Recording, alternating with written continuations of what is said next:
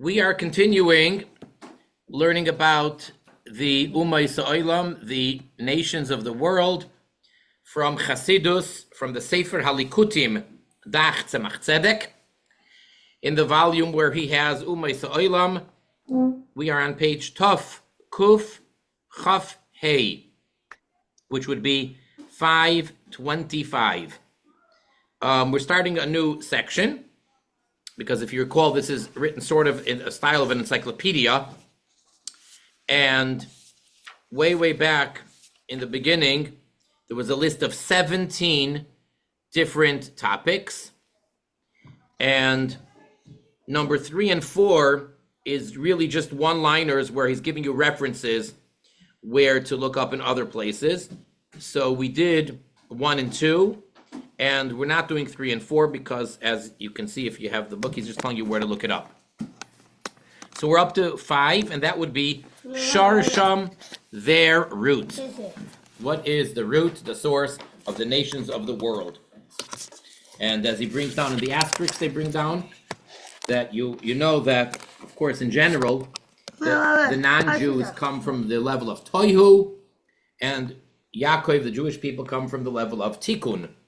And Tohu is actually higher than Tikkun, but really they fall into Klippas, so it gets, we've discussed that. Okay, so now we are going to discuss the source, which we did touch upon this in the previous paragraphs, in the previous section, where the Bnei Yisrael, Jewish people, come from, and where pretty much the rest of the nations of the world come from. And remember, this is all taken from Chassidus of the Tzemach Tzedek. For the most part, it is from his Or HaTorah. That is the name of his form of Chassidus, except for Derech Mitzvah, which is one Sefer, where he goes through some of the mitzvahs and explains them al pi Chassidus.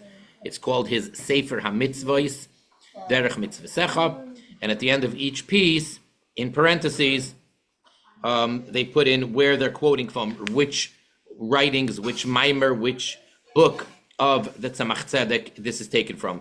Because Sefer Likutim means a compilation.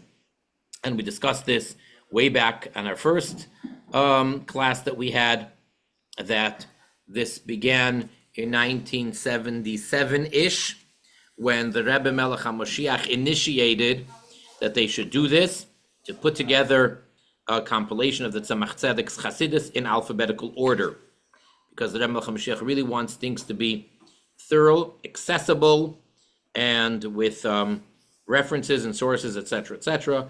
So there's a team, a committee of scholars that had this wonderful job, and it's done backwards, meaning they started with the last letter Tav, working their way all the way to Aleph. And they put a tremendous amount of work into this. So this is one of the many volumes, and this particular volume came out around 1982. All right. Page Tov Kuf Chaf Hey. Hey, Sharasham, the root of the nations of the world. Hine, Ikar HaHefresh, Bein Panim La'oiref. Now we said, as he's going to explain again here, that the Bnei Yisrael come from the face of Hashem, as it were, and the haOlam, the nations of the world, from the oiref, the back of the neck. Like we said, Paroi, the king of Egypt, is the exact same letters. It's backwards, haOiref, the back of the neck. So even though it's the head and it's part of the king, but there's obviously a very major difference between the back of the head and the face. What's the difference between the face and the back of the neck? Shapanim chalak, upanui misayros. The face, and we're talking primarily about the forehead. The face is smooth and is empty, it's clean of hair. So there are no facial hairs on the forehead. And Lefi, why is that an important factor over here? Now remember, obviously, there's the rule that everything down here in the physical is actually a reflection, because it's a down chain, of how it is spiritually speaking. So even though we may not understand spirituality, but at least by understanding and by viewing and analyzing and studying the physics, we then at least have conceptually the idea of what it is up there spiritually, even though we can't truly grasp the essence of spirituality. So, why is the face empty of hair? At least parts of the face, like the forehead. Because hair represents a very, very limited yanika, giving nourishment and sustenance, which is extremely, extremely small and tight channels. In other words, just like every hair is actually hollow, it's like a tube, and they're so small physically, and Chassidus talks about generally the hair on the head, so symbolically, it's the overflow of the brain, that which is not able to be contained in intellect. So it comes out, it overflows, and therefore it's like coming out of the hair. And it's so external that that's why we feel no pain when we cut the hair. Even though the hair is alive, it grows, as long as it's still attached to the person's body, it's attached to the scalp, it's growing, so it's alive. And yet, when you cut live hair, you feel no pain for most people. And that is because it is so mitzumtzum, so contracted, and so little. So hair represents nourishment for the klipos. And parenthetically, that's an explanation to why, in general, with some exceptions, Jewish people try for the men to keep their hair short. Because we're saying that long hair would be the concept of a yanika, of giving nourishment. But that's not what he's saying over here, so let's stick to the text. Sheyecholim l'choitcham legamrei. You can actually completely cut off the hair, ulahafridan chulu, and separate them from their source and feel nothing. Unlike a limb of a body, you cut it, so there's tremendous pain. Whereas by the hair, it's effortless to cut a hair off of the body. And it's painless. V'zeu shekasu, third line, and this is what the verse states. Yaakov, v'zeu shamar Yaakov, this is what Yaakov said to his mother when she wanted him to be an imposter, so to say, and to trick his father Yitzchak, and to appear as Esav in order to receive the blessings. So in their discussion, so in his argument with this position, he tells his mother, Hine achi Esav ish sa'ir. My brother Esav is hairy. V'anoichi ish chalak chuli. And I am a smooth person, physically. My arms are very smooth. His arms are very hairy. So dad is just going to give one touch to my arm, and he'll right away be able to tell that I am Yaakov, not Esav. But the point is that we see that Esav, who is the source of the nations of the world, he is Toihu, and Esav, who is the wicked one, etc., he is all about being very hairy. And Yaakov, the one from Kedusha, is about being smooth and hairless. This one verse, this one statement that Yaakov made, that really encapsulates the difference between Israel and the nations of the world. And now he explains. Yisrael, the Jewish people, Sharsham, their roots, Bivchinas Pnimis, they come from the internal. Now remember, we said many times that the word for face is panim, and it's no coincidence that the word panim is the exact word for pnimi, which means internal. And we said, because you look at the person's face, you can tell a lot about what's going on inside. It's not just an external face, but as they say, that the eyes are the window to the soul, etc. So Yisrael are coming from the face of the divine, as it were. Umot haOlam bivchinas chitzonis. And the nations of the world are coming from the external, not from the face, not from the pnimius, but from the chitzonis, which is the external. And as it says elsewhere, sheyisrael v'umot haOlam alla b'machshava, that both the Jewish people as well as the nations of the world are in the premortal thought of the Creator.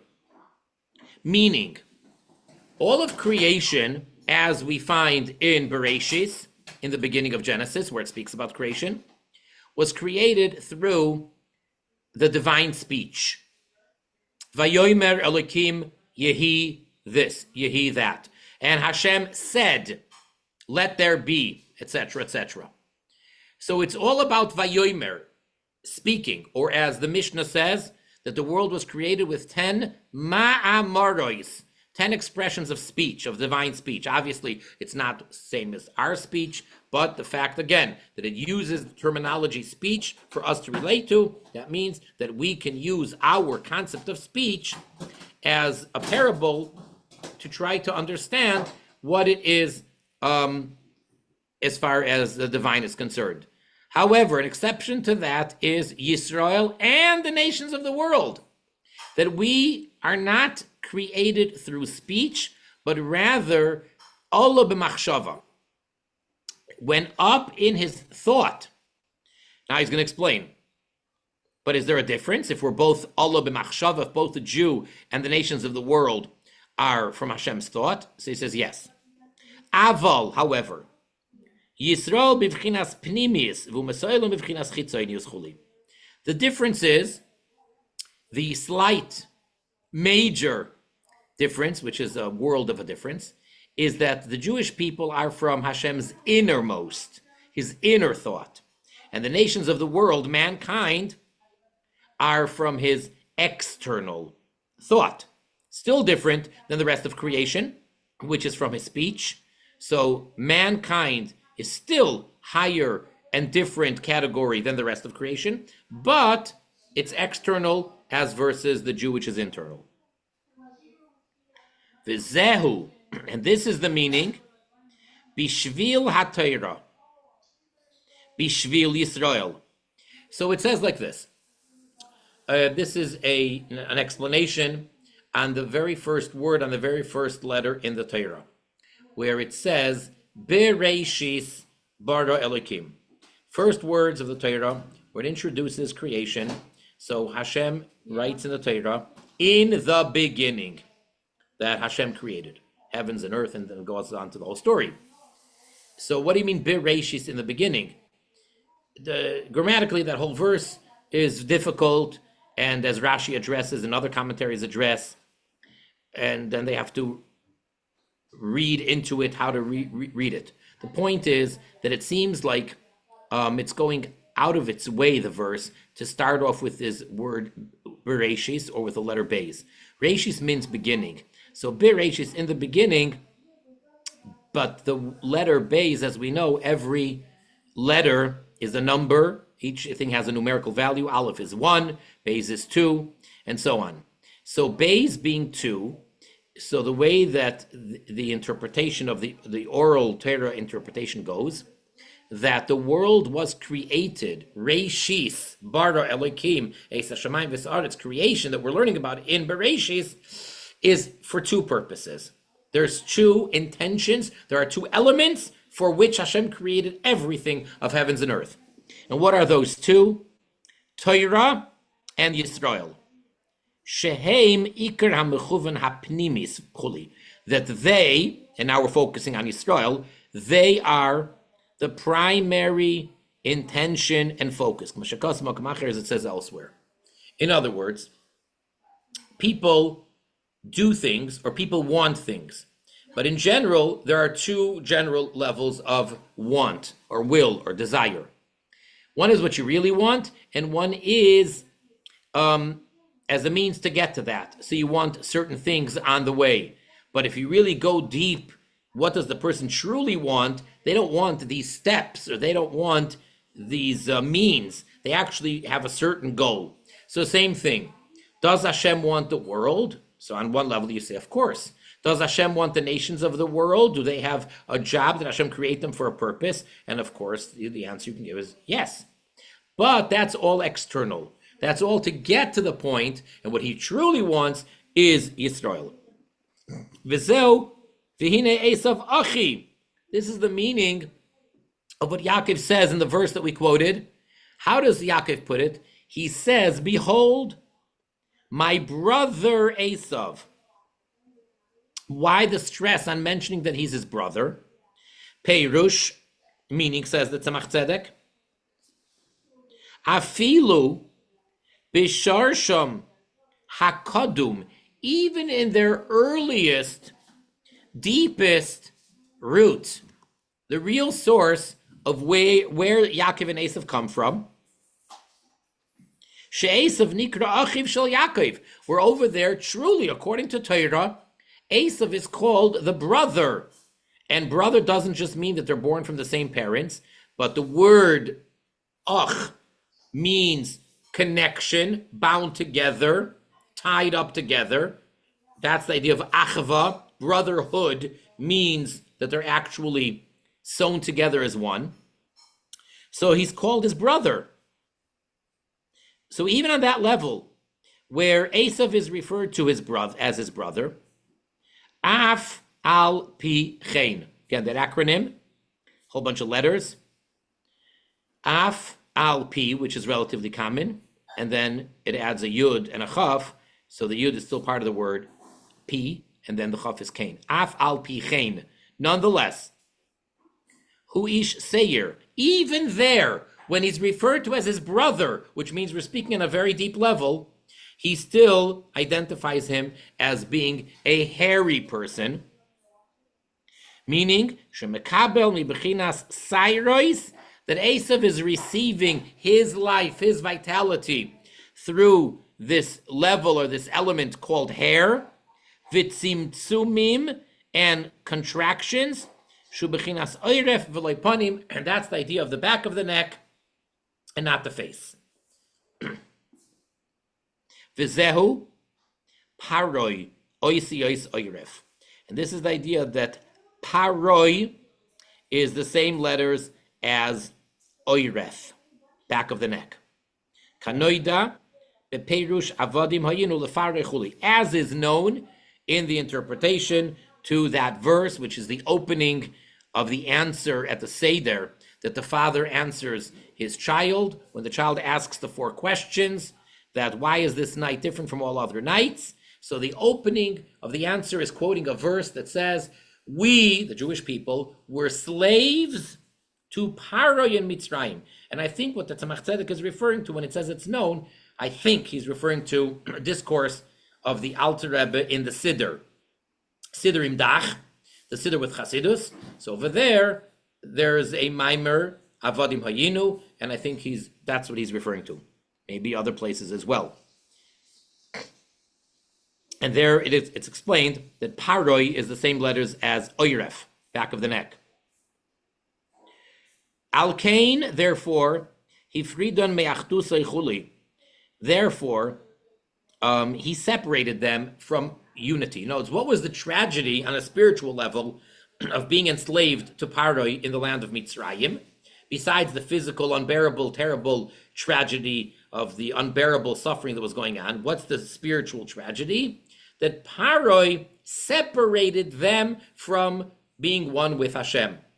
A Jew is one with Hashem, and Paroi, which is the letters of the back of the neck, Oiref, made this separation from being united and one with Hashem. Just like the physical hair, that you can separate them from the body very easily, as we said. But then, continues Yaakov, Aval anoichi ish chalak. But then he tells his mother, however, in contrast, I, Yaakov, the Jew, am a smooth person. Now it's a play on the word chalak, ches lamed kuf, which means smooth. Chelek havaya amoy chuli. Oh. Same exact word, so it means it's the same root. And chelek means portion. So there's a verse that says that the Jewish people are the chelek, the portion of Hashem Yud Kei Vav Kei. Mamish. As it says, Yaakov chevel nachalosoi, that Yaakov is the rope of his inheritance. Why are we called a rope when you're talking about an inheritance? She'achuzim ukshurim lemala, because Yaakov, the Jewish people, are connected, are bound to the divine, to up there. Specifically in an internal way. So even though down here we may seem so distant and we're in this physical world, in physical bodies, etc., etc., however, there's this unsevered rope that can be very, very long, many, many miles, many light years, but it's one rope and it's directly connected all the way up there. That's the Jewish people. That's the analogy that the Torah gives to our connection. And that's in an internal way. That's pnimius. V'zehu, and this is the meaning, shal chachmei Yisrael, that when it comes to the Jewish sages, oimrim, there's a special blessing that one is to say when he sees a Jewish chacham. Baruch shecholak mechachmasi lireyav. There's a whole bunch of blessings that we say, just like there's blessings for witnessing certain things such as thunder, lightning, tornado, all sorts of things. There's a blessing that's said when seeing graves, a cemetery, all sorts of blessings upon seeing certain things. So there is a blessing for seeing a king. There is a blessing for seeing a wise sage who's not Jewish from the nations of the world. And then there's a blessing that is recited upon seeing a sage of the nations of the world. A Jewish sage. So what is the bracha? What blessing do we make when we see a Jewish chacham? Baruch atah Hashem Elokeinu melech haolam. Let me just saying it briefly. It's Baruch, etc. Shecholak, that he, Hashem, has divided, has taken a portion, mechachmasoi, from his wisdom, his chachma, lireyav, to those that fear him. Ki hachelek achuz v'kosher b'sharshay. And the reason we're calling it a chelek is because the portion is holding on and it's bound to its root. Aval, however, al chachmei u'mesa haOlam, when it comes to seeing a sage of the nations of the world, a non-Jewish sage, oimrim, then the bracha is Baruch shenasan mechachmasei chuli. Blessed is Hashem who gave from his wisdom to people. So there is the major difference. It's a little subtle, but it's very major. Shecholak versus shenasan. Ki matana yesh lahefsek chuli vidal. Because when you're talking about a matana, a gift, so halachically speaking, a gift can have an interruption. Whereas a chelek is connected to its source. So therefore, when seeing a chacham of the nations of the world, we specifically use the word shenasan, that he gave, because there is the disconnect over there. Yes, Hashem gave him that wisdom, and yes, he's only intelligent because of Hashem, but there's the disconnect. What do you mean by what was the word you used? Never mind, forget it, continue. Okay, sorry. Okay, Vidal is an acronym for Vidai Lemavin, which means, and this is enough for one who understands. So usually when in a discussion, there's more to explain, but we cut it short and we stop at that point. So the common language would be to write Vidal, which means... No, sorry. What do you mean by interruption versus no interruption? I don't understand that. Just like the hair. So the nations of the world are compared to the oirif, the back of the neck, which would be the idea of the hair. Meaning, yes, they're receiving, but it's through such a tzimtzum, and not only that, but it's so easily detached, and then you can, so to say, be left with the hair, which still contains whatever it contains in it, that chachma, or whatever, but it's detached from the source. Whereas Yisrael are chelek, so there's no detaching. So even down here, Chachma Yisrael are one, there's the Achdus. We can take a few more minutes, Rabbi Turen. My class knows to Okay. reading, so. All right, let's go on.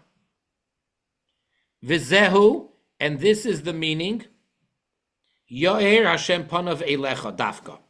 This is why, by the priestly blessing of Birchas Koyanim, so one of the verses, one of the blessings is, the Koyanim are speaking to the Jews, that Hashem should shine panav, quote unquote, his face, or his pnimius, his inner, eilecha, to you, meaning specifically to you, to exclude the nations of the world. Because if it's panav, if it's pnimius, if it's internal, then it's specifically for the Yisrael.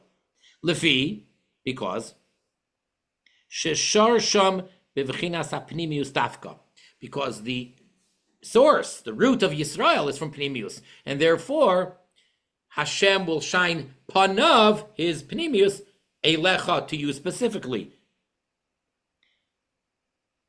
Al kain, therefore, b'matan Torah, by the giving of the Torah, panim b'fanim, face to face. So we have a whole bunch of acronyms, one after the other. Again, al kain, therefore, b'matan Torah, regarding the giving of the Torah at Sinai.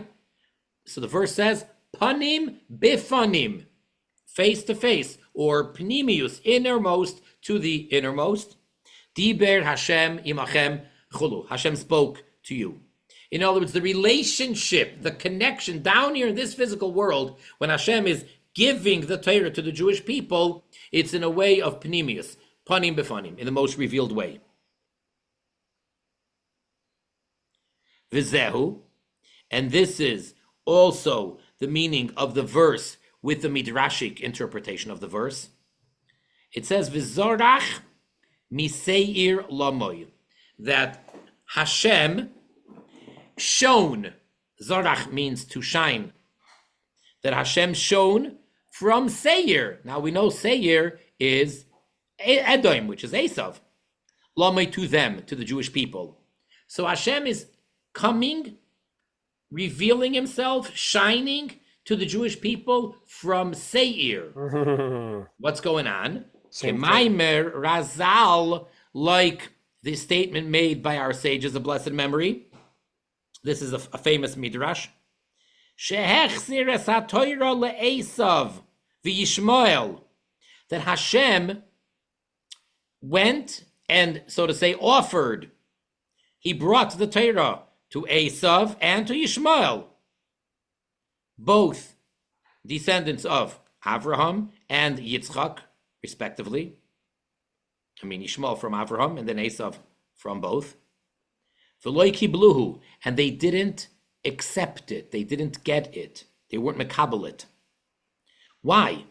Lefi shesharshem b'vchinas chitzoinius v'acherayim, because their root of Esav and Yishmael is from the external, it's from the backside, which is called hair, the back of the head. That's the hairy part. Rak, only, Yisrael kiblu es haTorah, the Yisrael, they did receive the Torah, lefi shesharshem b'vchinas panim, because their source, their root, is from the face, which is the smooth part, which has no hair, meaning the forehead, as we said. Vizehu, and this is the meaning of Yoir Hashem panav eilecha dafka, that Hashem will shine his countenance, his face, his inner, his pnimius, to you, Yisrael, specifically. Shual yedei Torah dafka. How so? That is specifically through Torah. In other words, the way the Jewish people get this light of Hashem, it's through the Torah. And the only ones who can get the Torah is Yisrael. And that's why Hashem offered it to them, rejected. They weren't Mekabel because they couldn't be Mekabel. And then he brings it to Yisrael. And Yisrael are Mekabel. So why are we? So we now get the Yair, we get the light from his Panemius because we have the Torah. But why did we merit to get the Torah in the first place? Because even before receiving the Torah, in our source, in our root, we come from the Panemius. So that is from Shir Hashirim, Tov Kuf Samech Aleph. That's Or HaTorah, the Tzemach Tzedek's explanations on Shir Hashirim. All right, that's powerful. And so there's a play on words, not only in Chelek, but also in the word for hair, the Mount Sar, and the word for hair in Hebrew Seir as well. Sair, yeah, Sair. Very good. That's right. And then angels are Sarim, right? That's different. That doesn't have an ayin. Oh, Oh, wow. But Seir and Seyar is exactly the same. And I wouldn't be surprised, I don't know this for a fact, it could probably be researched. I wouldn't be surprised if the reason why the nation or the area is called Mount Seir, why it's called Seir, is because it's the area of Esav, which is hairy. yeah, because he's on Mount Sair. That's where Yaakov met him or something. He passed by it or Well, something. he told him, I'll meet you there, and he's still waiting. Ah, wow, this is so powerful. Thank you so much, Rabbi Turen. And I wanted to say real quick, we had a daughter. We had a baby girl. Whoa!